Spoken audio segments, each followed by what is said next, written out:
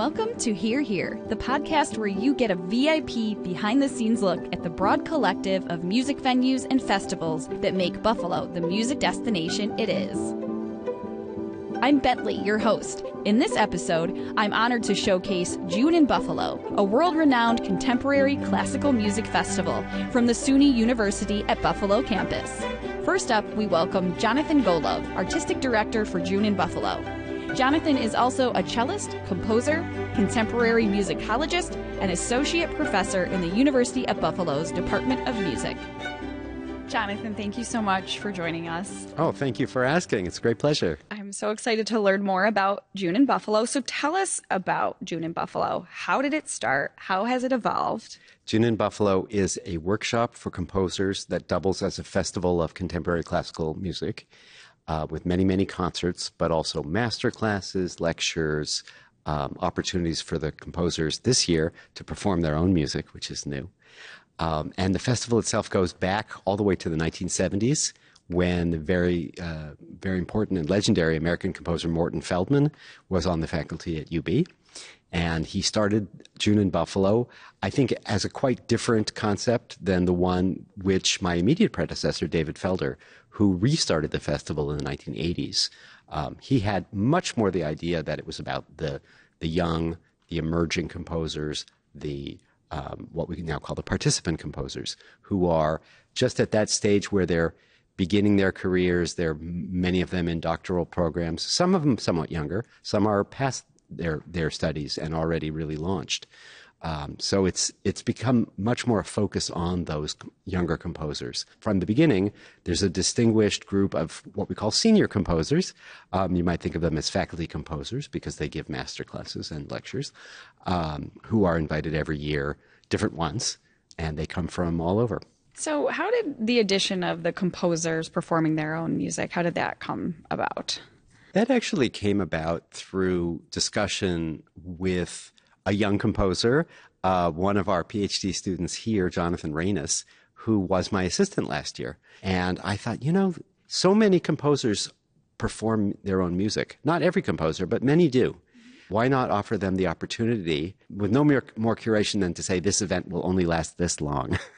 You decide what you want to do. So is that something that's not typically seen in festivals like this in America? I'm not really aware of this kind of thing going on so much, but I thought it would be really a good idea to try it out. So we'll have two of these this year. They're not going to be in the concert halls themselves, but they will happen, and it's really an opportunity for the composers to exchange ideas in that format, not in a verbal format, but by actually showing their own music. What do you think the success about June in Buffalo says about Buffalo as a cultural market and about the appreciation for classical music in Buffalo? Well, that's a great question.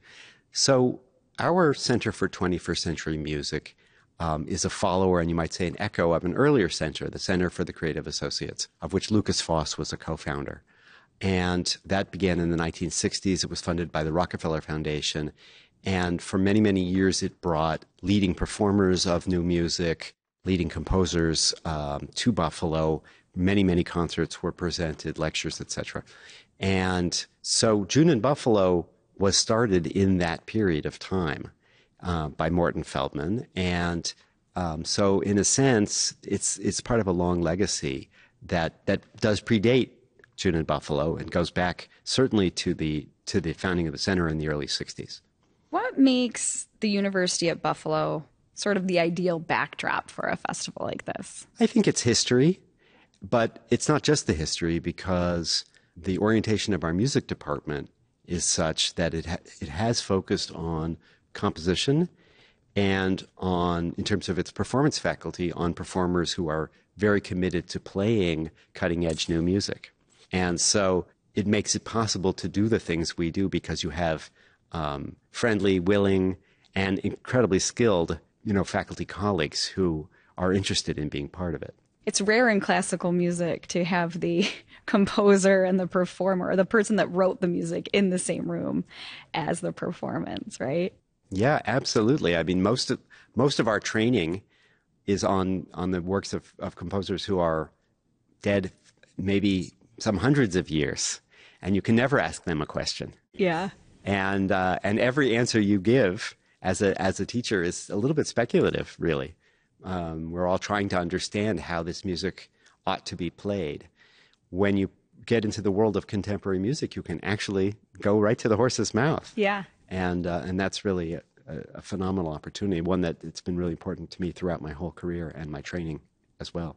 You've had a very interesting career, and you are a native of Los Angeles, right? And first arrived in Buffalo in 1994, yes. In the 90s? Yep. So what brought you to Buffalo, and what has kept you here? You might say June in Buffalo brought me to Buffalo, although I had already made the decision that I was going to come to school here in the PhD program in composition. I arrived early in June for the festival, and I partially funded my participation as a composer by playing as a cellist.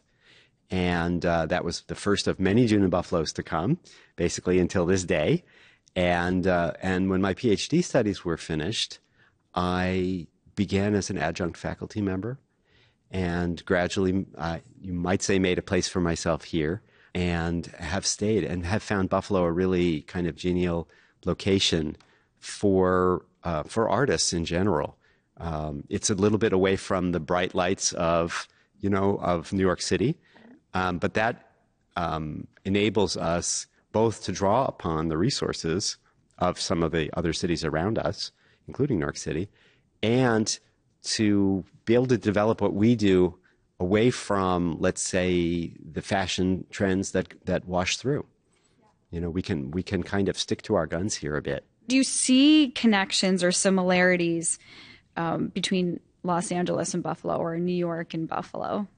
Well, I think that Buffalo is a place that has attracted artists from all over the world, actually, and certainly from those great metropolitan centers. And one interesting connection is the concert series that the Creative Associates launched, the many, many concerts, for example, that they performed at the Albright Knox Gallery. That was a follower to an earlier series that had been started in Los Angeles called the Monday Evening Concerts, which Igor Stravinsky, among others, were, central figures in. And those concerts go to this day. And just curiously enough, a young man from Buffalo named Jonathan Hepfer, yet another Jonathan, I might add. Another Jonathan. Who started off his studies here as a percussionist and played in my contemporary music ensemble, has ended up the director of the Monday Evening Concerts in Los Angeles. So maybe Buffalo is rubbing off on Los Angeles a little bit. Yeah. What have you learned about the role of the genre in the city's history, and also how do you see it moving forward to shape Buffalo in the future? Certainly the openness that a figure like Lucas Foss engendered in the musical community by presenting works that would otherwise not have been heard and might not have been heard in most cities in the United States. I think that preconditioned, in a sense, our audiences to be curious and more open-minded than you might find in some places, although I don't mean to put any places down. Right. But certainly that long tradition of experimentation, of maybe doing something a little crazy now and again, really does kind of, date back to that period. And so I think that when you become known for something, it encourages you to stay in that area, I feel. And one of the things I found in my travels is that people really do know this about Buffalo. Oh, you're from Buffalo. That's the place. Where? You mentioned David Felder, and you've mentioned him a few times throughout this. He was the festival's longtime artistic director, and you took over for him. What have you learned from him? And also, what are you excited to sort of, debut or add to June in Buffalo? David was putting together ensembles in an ad hoc way to play a lot of the music that got performed. And gradually over time, he began bringing more ensembles as guests into the festival. And I think I'm moving us back a little bit more in the direction of a bit more ad hoc, all under the umbrella of our Slee Sinfonietta. But we have concerts with a larger size Slee Sinfonietta. We have concerts of chamber music with the Slee Sinfonietta, and we have solo performances by members of the Slee Sinfonietta. So in a sense, it's a little bit more back to a greater emphasis on the local performers, because there are so many outstanding local performers here who can be and want to be involved in June in Buffalo. But at the same time, we're still inviting the Arditi Quartet, the Buffalo Philharmonic, who have been resident ensemble for many, many years, will be here. We also have some guest soloists who are coming as well, and I can tell you about those too. If you were talking to somebody that maybe doesn't know a lot about classical music or might want to explore something like this, how would you make connections to them for June in Buffalo? Oh, that's a wonderful question. I think there's several directions suggest themselves to me, but one that I'll mention is that contemporary music doesn't always demand that you know about the whole history of classical music. The composers themselves, they feel their connection to the tradition, but I think there's a way in which it's of this moment, and all you really need to do is come and be kind of a bit open-minded. And let it happen and not feel like you need to understand something. We're not, for example, obsessively devoted to publishing program notes about the pieces that we play, because we'd rather people experience the music directly rather than read about it first and then say, oh, okay, now I hear what they're talking about.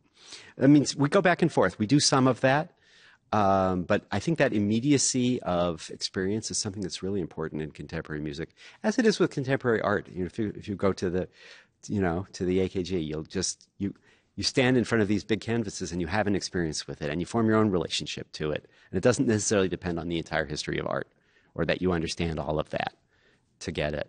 So that's what I would say. I mean, it depends what kind of music you love. If you love rock music and you like Frank Zappa, for example, that will provide you a lot of inroads. It's such a lively musical community. We have a wonderful symphony orchestra that attracts listeners from all over. We have a great club scene. You know, we have the Sportsman's Tavern, you know, that won the prize as the best roadhouse in the United States. And we have this long tradition of contemporary classical music that is not just based at UB, but it's kind of, I think we play a central role in that. And so I think you could have a lot of reasons for coming to Buffalo for the music, but please come to Buffalo for the music. No, thank you for that explanation. It's very welcoming, and this festival, seems very welcoming, and they're very lucky to have you. So thank you so much for taking time to talk to us about June in Buffalo. Oh, I really appreciate being asked, and thanks so much for your questions. When sharing the story of classical music in Buffalo, and specifically of June in Buffalo, I wanted to speak with Buffalo Philharmonic Orchestra's associate conductor from Argentina, Fernanda Lastra, and how festivals like June in Buffalo can advance the art form's long-term future in Buffalo and beyond. Fernanda, thanks for joining us. We are so honored to have you here. Oh, thank you for having me. It's my pleasure to be here. Your career is just so impressive, and June in Buffalo is definitely very lucky to have you as part of the festival. Thank you. Last year was your first year involved in June in Buffalo? Correct. Yeah. How did that experience deepen your understanding of the regional interest for the genre? Well, it was my first year collaborating with June in Buffalo, and it was fantastic having the composers here. We usually perform pieces written by people who is not in this world, right. Let's say.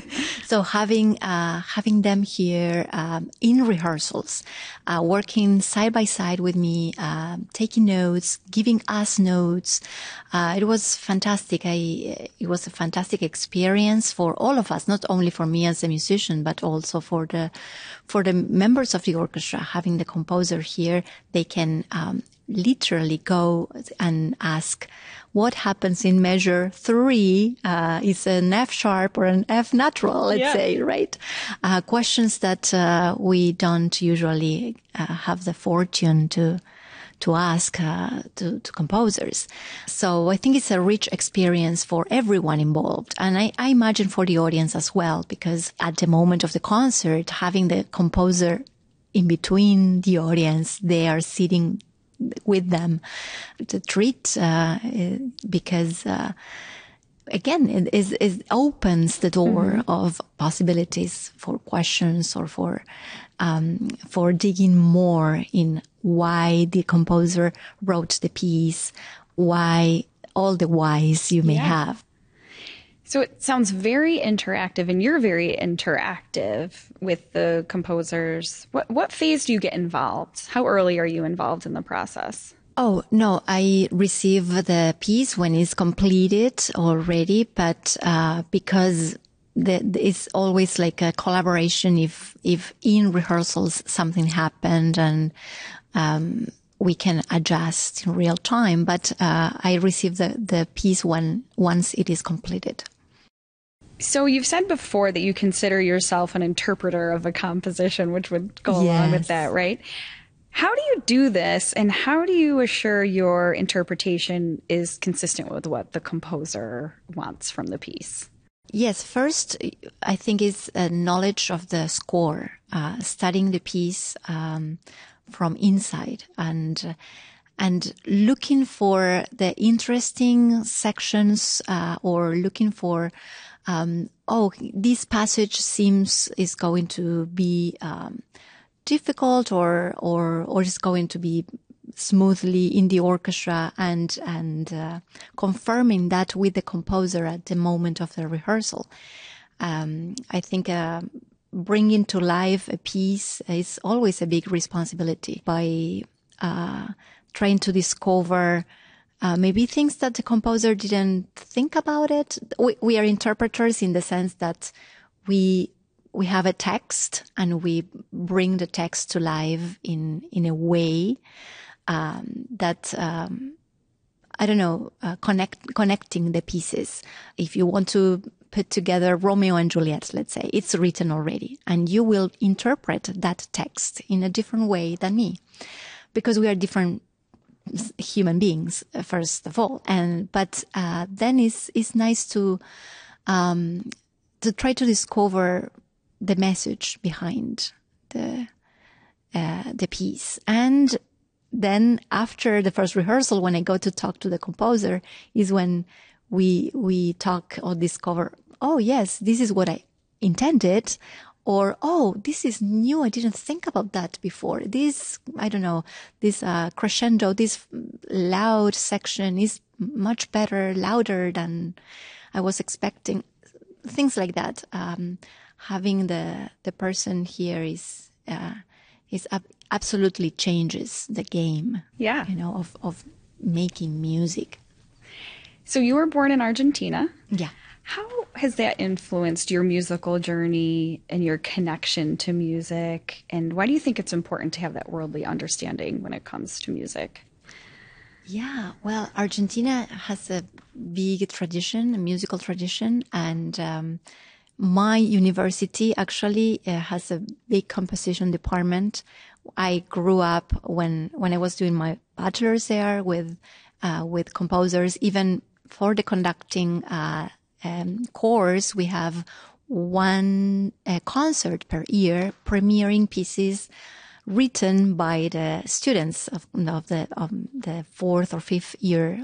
The senior students of the career. So that collaboration was very natural to me. I have been doing this during my training years, and Argentina, funny enough, I don't know, it has a big tradition with UB. Many composers from Argentina came here to study composition, and even American composers went to the University of La Plata. This is where I studied, to do master classes, and so there is a big connection there that I didn't know up to the moment I came here and I started talking with people at UB, and they were saying, "Oh yes, we had a lot of alumni from Argentina in the composition department." So that was very, very nice to learn about. So what brought you to Buffalo? The BPO, yes, the Buffalo Philharmonic Orchestra. I work as the assistant conductor since August 2022. So I am Buffalonian just for a year and a half. That's good. You're an honorary Buffalonian. Oh, thank you. But I really enjoy the city. It's a vibrant community, a city of good neighbors, and I can prove that. I have been receiving help since day one here from different people. So yeah, very happy to be here. How can a festival like June in Buffalo extend the impact of classical music locally, and do you think be used to promote classical music in Buffalo, maybe as a destination? Performing contemporary pieces is always an adventure, I will say, and it's good for the audience to taste the sounds of today, because these composers are writing and they are influenced by what they are seeing. Yeah. And we are seeing the same things. So I wish I could be there when Beethoven premiered his Fifth Symphony. It was contemporary music at that point. Yeah. And people can say, if they come to June in Buffalo, oh, I was there when this piece was premiered. And maybe in 20, 50 years, this piece is going to be something unique and iconic. We never know, but it's for sure a reflection of the world we are living today through the eyes of the composers. Yeah. So having that opportunity to see through the eyes of someone who is standing at the same time period as us is it's truly an experience, I think. I mean, everybody starts somewhere, right? That everybody had their first performance or their first concert. Yes. Yeah. How familiar are you with the work of the composers attending this year's June in Buffalo? Were you able to get familiar with them yet, or is that still early in the process? Yeah, I am a little bit early in the process. I know them. We have been exchanging emails with the scores and questions, but I trust 100% that if they are selected, they are wonderful composers. And you do work with the BPO, so you're used to working with, like you said, these big pieces and these well-known composers. How is it a different experience with some of these lesser-known composers and new composers? For me or for the audience? For you. Well, for both, you and the audience. As I said, contemporary music for me is like a journey of discoverment. It's an adventure. And trying to look for the message of the piece. But for these pieces, really, you have to dig into those questions, the whys, the hows, how did the composer brought this sound to life? Well, using this or that instrument. And also, I in the process, sometimes I discover myself saying, oh, this is so impressive, this instrumentation. Oh, he used horn 5 to do this, or he used a trombone to bring this energy. And it's a learning process for me as well. Orchestration, right? Right. So in terms of orchestration or sound, yeah. Well, we are very honored to have you part of June in Buffalo, and we're very excited to see how you interpret these compositions and how everything, comes to fruition. So thank you so much for joining us and taking the time. It was an honor. Thank you. It was an honor for me as well.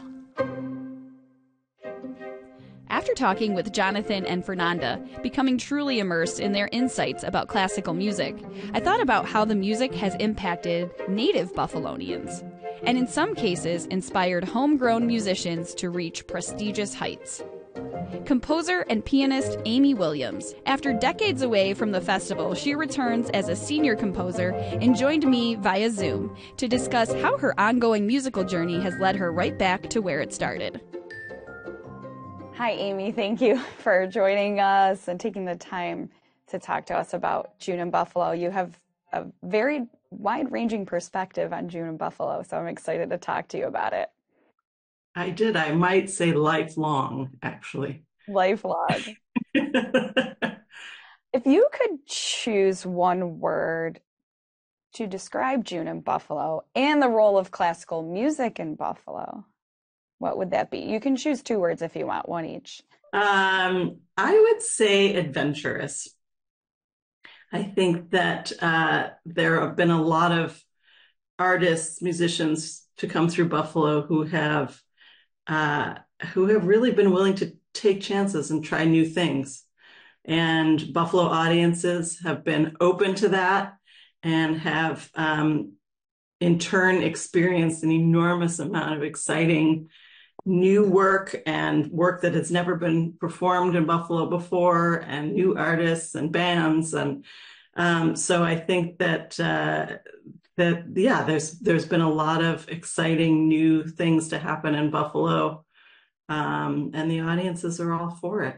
And why do you think that's important, not just for Buffalo, but for classical music? I think it's important to keep the arts moving forward.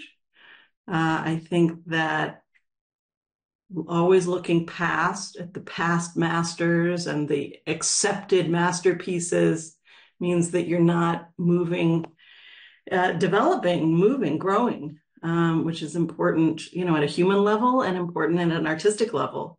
So I think that creating new work, which is what June in Buffalo is all about, mentoring young composers, giving them really excellent performances of their music by the top performers from around the world. That is that really continues to develop new voices in music, and I think that's sort of the role of the arts.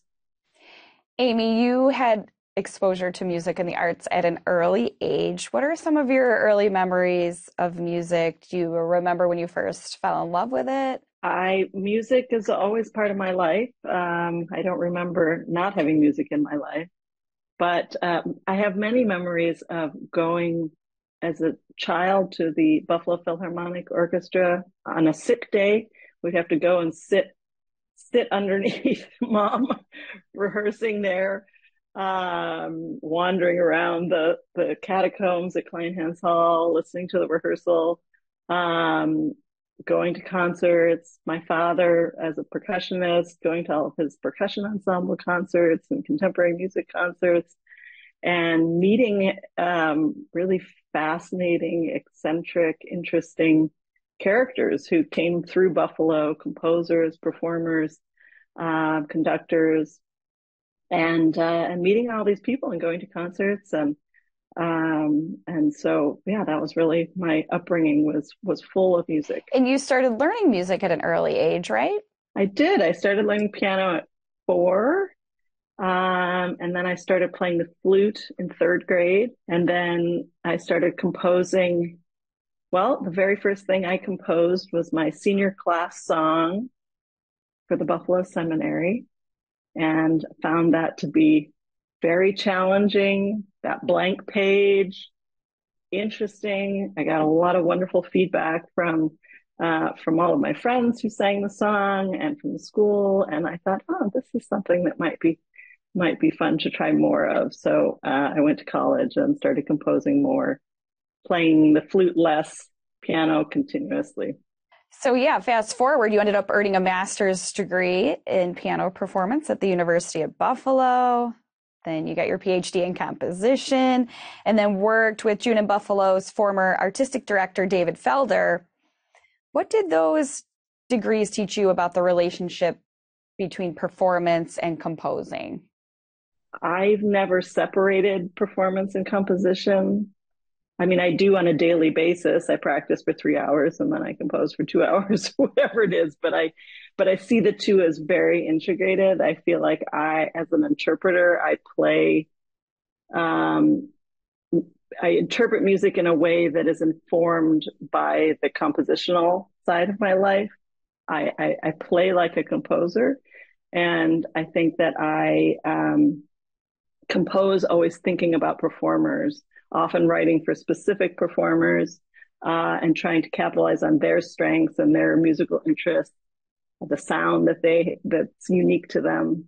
And so So the composing is definitely influenced by the performance side, and the other way around. They're really very, very integrated. And I was lucky to go to Buffalo to UB because I was able to have wonderful mentors in both of those areas and continue to do them both at the level that I wanted to. So I'm very grateful that I got to do that. Many programs, you have to choose one or the other, and I didn't have to do that. How do you see those themes coming together for June in Buffalo? Composing, performing. Yeah, that's the whole thing. It's those two things. Typically, there's not a lot of music except for the music of the people who are there. So all of the composers will be in the room and will have coached that music and will sometimes be performing that music. So it's a very lively, engaging group of people, and we get to spend the whole week listening to everyone's music performed by really, really excellent players. So why do you think that's so powerful? I think it makes it alive. It's in the room, right? I mean, playing a record is one thing, but hearing it performed live is something else. Knowing that the composer's intentions have been listened to and are being brought into that interpretation just brings it much more into the present, I think. I think that this is music of today. This is music that's fresh off the page. This is music that doesn't have an established performance, right? You know, the way you have to play Beethoven. Well, this is brand new music, so we don't know how we have to play it, so we have to work that out, and the performers have to bring it off the page for the very first time, and it's always exciting when something happens for the first time. So you've been a music professor at the University of Pittsburgh since 2005. Have you seen a change in how your students learn and appreciate music? Do you think these changes are elevating the genre? I do. I think 20, 30 years ago, composers wanted to be composers and nothing else. Of course, I'm speaking generally. And now young composers are really open to the whole world of music. So they are influenced by music from around the world, from different styles of music. They're interested in being performers themselves at whatever level. They are more interested in things like improvisation and sound installation and movies for film and video games, and pulling all of that together in their own with their own voices, I think it's a more global and pluralistic kind of approach to being a musician, as opposed to being a composer and sitting behind your desk 12 hours a day. Young composers are just they're connected to the whole world of music in a way that comes out in unique ways. So I think it's an exciting time to be a composer, and I'll be very curious to meet all of the June and Buffalo composers and see what they bring to the table. So Amy, you've worked with the past director, and we just talked to Jonathan Golove, who is carrying that torch. What has been your experience with both of these people and how you see June in Buffalo moving forward? I think it's a new era. I mean, David was director for, I think, around 40 years. So he definitely put his stamp on the festival and focused on certain things. Jonathan has been involved with the festival for a long time, but brings his perspective as a performer, which will connect composers and performers in a different way than it has in the past, I think. I think he knows different musicians and he has many ideas. So I think it's hard to say because this is really only the second year with Jonathan directing, and my first year back at Juneau Buffalo for 24 years. So I'll be very curious to see how it moves forward, but I know that it will change, as it should. And you've had a history with Juneau Buffalo, and you've been talking about these themes of, being adventurous, and that's what is important for classical music. So what do you think this all means for Buffalo today, and how do you think it factors into the next iteration of the city, whatever that may be? I think Juneau Buffalo has been part of this open, experimental, adventurous side of music for all of these years. And I don't see that changing in any way. What Juneau Buffalo brings is an educational component by mentoring young composers. I would encourage people who are interested in coming to a concert to maybe see if they can sit in on a rehearsal and see how these musicians at this incredible level interact with young composers, how they help the composers to make that piece the best that it can possibly be. Thank you so much, Amy, for joining us, for taking the time, and I really appreciate looking through your lens at Juneau Buffalo. Thank you. I'm really excited to be there in a few weeks and to make some music with all these great people. This episode featuring Juneau Buffalo was more than inspiring to me, and I hope it was to you as well. Buffalo is an astounding music destination, and we uncover it all on Hear Here. This program is a production of Buffalo Toronto Public Media for Visit Buffalo Niagara. Be sure to check out more episodes of Hear Here on YouTube and wherever you get your podcasts. I'm Bentley. Thanks for listening.